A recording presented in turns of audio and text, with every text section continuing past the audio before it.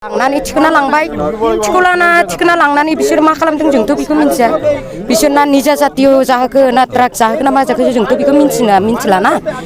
दा जोंनि जेना बर' हारिया बेबायदि जाबाय थायोबा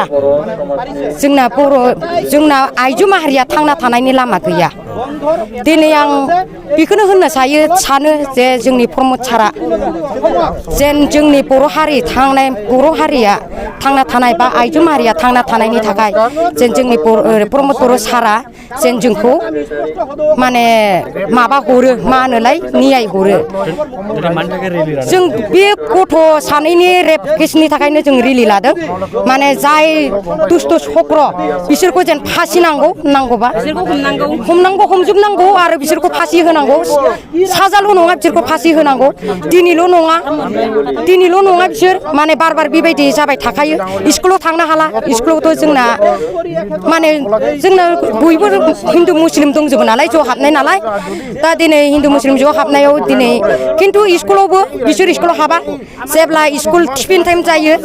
टिफिन टाइमावहाय बिसोर लोगो हमहैयो सब समाय माने स्कुलनि बाउन्डारि खाथियाव माने बिसोर गथ'आ थांनानै थाबाय थाखायो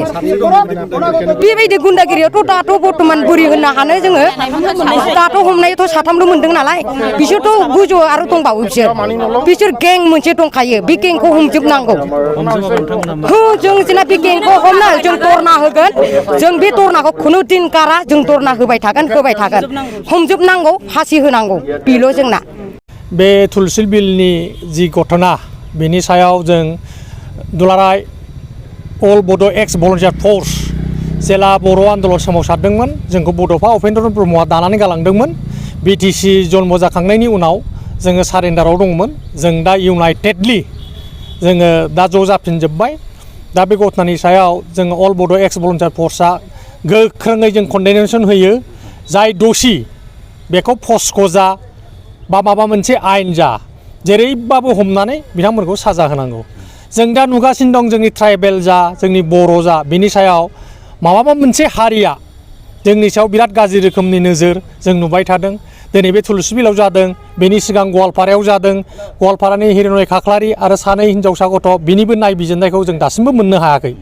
जेराव असमियाफोरब्ला रायनायसो जानोसै असमियाफोरबा दिङाव जानाय घटनानि सायाव पुलिसा स्ट्रं एक्सन लानानै जाय मेइन कालप्रिट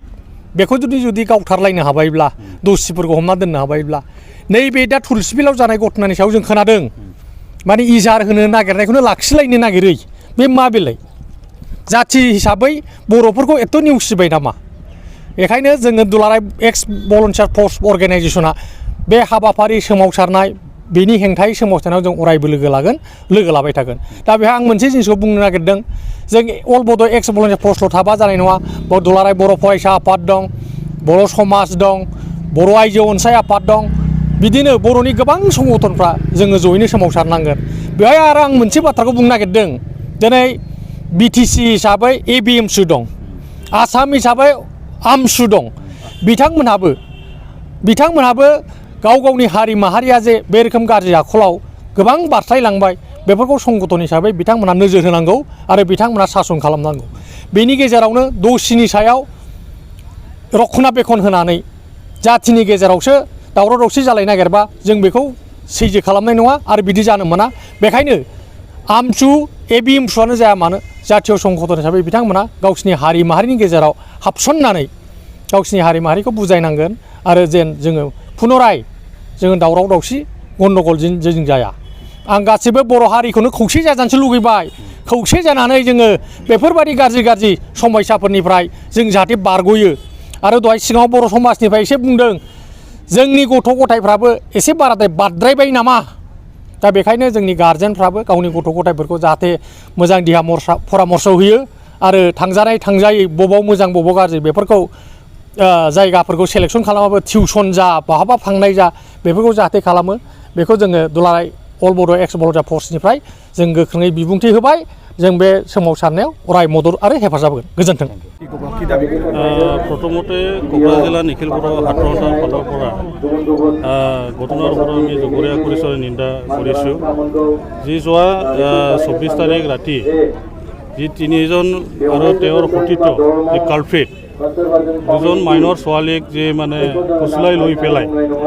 যি জামাল খান শেখ আব্দুল্লাহ আৰু নুৰ আলম তেখেতসকলে যে গেং ৰেপ কৰিলে ইয়াৰ ওপৰত আমি কোকৰাঝাৰ জিলা নিখিল বড়ো ছাত্ৰ সন্থাৰ ফালৰ পৰা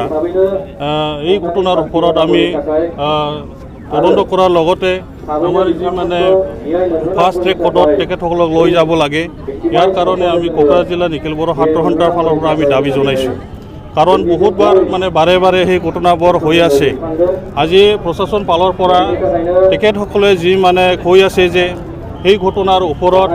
আমাৰ যি মানে সকলো সংগঠন লৈ পেলাই যে আজি ঘটনাটো লৈ পেলাই আমি আজি মানে ৰিলিজ কৰাৰ কাৰণে যি মানে কৰিছোঁ ইয়াৰ কাৰণে আজি প্ৰশাসন ফালৰ পৰা আমি তেখেতসকলে কি কাৰণত তেখেতসকলৰ ওপৰত কিয় দুৰ্বলতা আছে সেই মানে তেখেতসকলক আমি প্ৰশাসনক জোৰা কৰিছোঁ যাতে এই ঘটনাক লৈ পেলাই কোনো দুৰ্বলতা নহয় আৰু এই ঘটনাক লৈ পেলাই যাতে